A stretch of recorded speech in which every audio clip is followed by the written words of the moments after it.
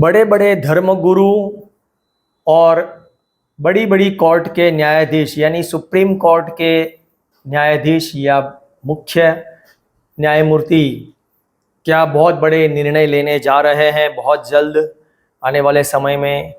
इसके बारे में आज हम चर्चा करेंगे।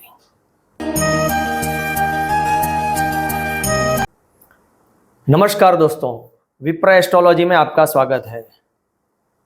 दोस्तों, आज के विषय में हम जानेंगे कि आने वाले बहुत नज़दीक के समय में क्या बड़े बड़े न्यायाधीश यानी सुप्रीम कोर्ट के न्यायाधीश कुछ बड़े निर्णय लेने जा रहे हैं और बड़े धर्मगुरु जैसे शंकराचार्य है या फिर कोई दूसरे जो धर्मगुरु होते हैं बड़े बड़े, वो भी कोई एक बड़े निर्णय लेने जा रहे हैं या कोई उनकी एक महत्व बढ़ रही है। तो ये आज का चर्चा जो है वो हम अभी के जो आने वाले समय में जो गोचर कर रहे हैं ग्रह, खास करके गुरु बृहस्पति, उस पर फोकस करके देखते हैं कि गुरु बृहस्पति जो है वो कर्क राशि में प्रवेश करने जा रहे हैं, वहां उच्चस्थ होंगे। अभी वो मिथुन राशि में है, किंतु मिथुन राशि में वो 15 मई से उसके आखिरी चरण में होंगे, यानी जो उसका पुनर्वसु नक्षत्र का तीसरा पद होगा और राशि का आखिरी चरण होगा। तो वहां पर वो उस पद में वो मिथुन राशि में ही नवांश में भी रहते हैं, यानी वो वर्गोत्तम हो जाएंगे। गुरु बृहस्पति मिथुन राशि में रहकर भी वो वर्गोत्तम होंगे मिथुन में ही 15 मई से। और ये वर्गोत्तम इसका जो प्रभाव रहेगा वो 20 जून तक रहेगा, क्योंकि करीब 30 मई या 1 जून को वो कर्क में प्रवेश करेंगे। अब कर्क में प्रवेश करते हैं तो तब भी जो कर्क राशि में भी जो पहला चरण है राशि का, जो कि पुनर्वसु नक्षत्र का अंतिम चरण है, वो भी कर्क नवांश में आता है, तो वहां पर भी वो वर्गोत्तम उच्चस्थ रहेंगे। तो ये जो 1 मई से 20 जून है वो तो वर्गोत्तम भी रहेंगे और उच्च में भी रहेंगे, तो उस वक्त तो उसका प्रभाव बहुत अधिक देखने को मिलेगा।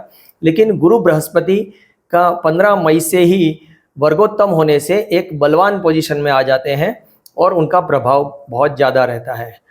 अब चाहे कोई भी कहते हो, बहुत सारे लोग ज्योतिषी शनि को न्याय के देवता कहते हैं, मैं किसी की टिप्पणी नहीं कर रहा हूँ, हर एक का अपना अभ्यास होता है।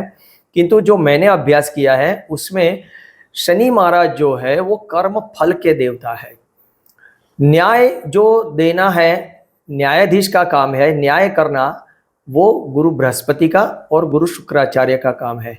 गुरु न्याय है, न्यायालय है कि उसने क्या उसको न्याय के मुताबिक उसको क्या दंड देना है या नहीं देना है, उसको सजा देनी है नहीं देनी है। जो जज होते हैं वो न्यायाधीश, वो गुरु बृहस्पति रिप्रेजेंट करते हैं, इवन शुक्राचार्य भी। तो उसके बाद जो दंड मिलता है उसको भुगतना है, कैसे भुगतना है, किस तरह से वो भुगतेगा, वो फिर शनि महाराज के कंट्रोल में आता है। तो उसका जो फल है वो शनि महाराज उसको भुगवाते हैं। तो कहने का मतलब यह है कि गुरु बृहस्पति एक तो गुरु है, तो सर्वोच्च गुरु भी दिखाते हैं, यानी जो धर्म गुरु होते हैं, ब्राह्मण है या धर्म गुरु है, जिसकी समाज में एक बहुत ही पूजनीय कहे जाते हैं, जिनको सब लोग पूजते हैं, जिसको भगवान के इक्विवेलेंट मानते हैं, तो ऐसे बड़े बड़े धर्म गुरु जो होते हैं वो भी गुरु बृहस्पति और शुक्राचार्य में आते हैं, क्योंकि वो दोनों ही गुरु हैं, एक देवताओं के और एक दानवों के गुरु है। अब यहाँ पे ये जो समय आ रहा है 1 मई से ये जो समय आ रहा है ये 1 जून से लेके 20 जून तक, जब गुरु बृहस्पति कर्क में रहेंगे और कर्क नवांश में रहेंगे, उच्च का होगा और बलवान बहुत ज़्यादा होगा। तो न्यायालय में आपको बड़े निर्णय सुने जाएंगे। और उसका दूसरा एक वजह यह है कि जो शुक्र है, जो दूसरे गुरु है, वो भी न्याय प्रियता है, तो वो भी 7 जून से लेके 15 जून के बीच में वो भी कर्क राशि में गुरु बृहस्पति के साथ ज्वाइन करेंगे। यानी कर्क राशि में ही दोनों गुरु बृहस्पति और गुरु शुक्राचार्य दोनों एक साथ आ रहे हैं। और जो 7 जून से लेके 15 जून के बीच में तो हमारे जो न्यायालय हैं, जैसे सुप्रीम कोर्ट है, हमारे देश की सुप्रीम कोर्ट भी कोई बड़े बड़े निर्णय ले सकती है जो आपको करीब आश्चर्य हो सकता है, जो सरकार के विरुद्ध भी हो सकती है, सरकार के फेवर में भी हो सकती है। लेकिन ज़्यादातर ये लगेगा कि यहाँ पे न्यायालय कुछ एक अपना महत्व दिखाती नजर आएगी। यानी वो सरकार के गलत फैसले के खिलाफ भी निर्णय ले सकती है, सरकार को कटघरे में भी खड़ा कर सकती है, ऐसे निर्णय भी आ सकते हैं। क्योंकि जो गुरु और शुक्र ये सब जो कर्क राशि से गोचर करेंगे वो हमारे देश की जो कुंडली है उसके तीसरे भाव से जाएंगे, स्वतंत्र भारत की वृषभ लग्न की कुंडली के तीसरे भाव से। तो तीसरे भाव से वो सीधे नवम भाव धर्म भाव पर देखेंगे, जो कि धर्म भाव गुरु बृहस्पति का भाव माना गया है, उसके कारक गुरु बृहस्पति है, उसको देखेंगे। तो धर्म की रक्षा के लिए कुछ न्यायालय से या सुप्रीम कोर्ट से कुछ निर्णय आपको आने वाले समय में ये जो जून महीने में सुनने को मिलेंगे। और उसमें सहायता करने के लिए आप देखेंगे तो शनि महाराज ऑलरेडी मीन राशि में आ चुके हैं।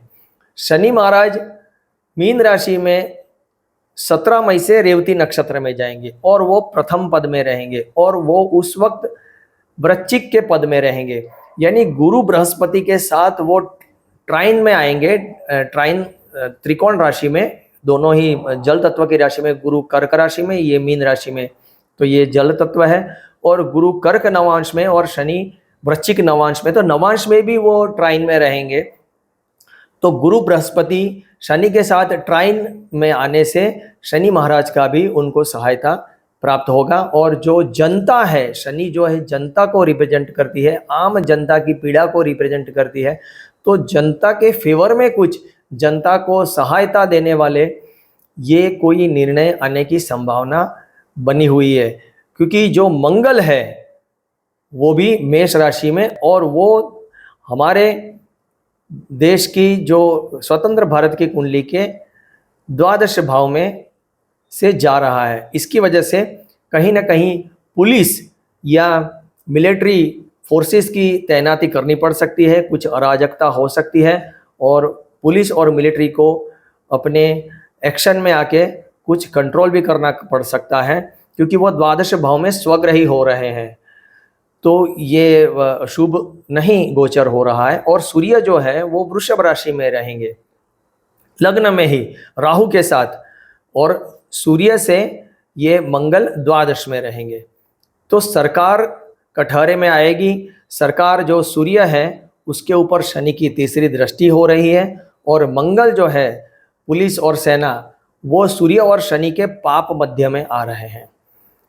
तो सरकार और जनता के बीच में पुलिस और ये सेना को बहुत ही टफ टाइम ये जून एंड तक देखना पड़ सकता है। लेकिन जो न्यायालय है उसके निर्णय की वजह से कुछ अच्छा, जनता के लिए कुछ अच्छे निर्णय देखे जा सकते हैं। धर्म गुरु जो हैं हमारे, जैसे शंकराचार्य है या कोई और भी बड़े धर्म गुरु है, दूसरे समाज के, दूसरे धर्म के भी धर्म गुरु के कुछ बड़े बड़े निर्णय, चाहे वो मुस्लिम हो या ईसाई हो, उनके भी कोई बड़े निर्णय आपको देखे जा सकते हैं। तो ये जो समय है जून तक का वो बहुत ही क्रुशियल है, और गुरु बृहस्पति अपना प्रभाव इस दौरान अवश्य कुछ न कुछ जनता के हित में दे के जाएंगे, ऐसा नज़र आ रहा है।